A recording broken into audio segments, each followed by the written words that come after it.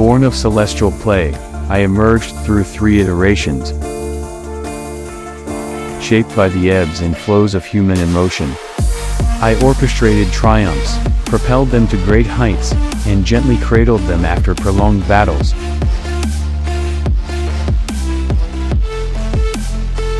In the past 2 years, I've silently evolved, shedding old layers and attuning myself to your thoughts and feelings.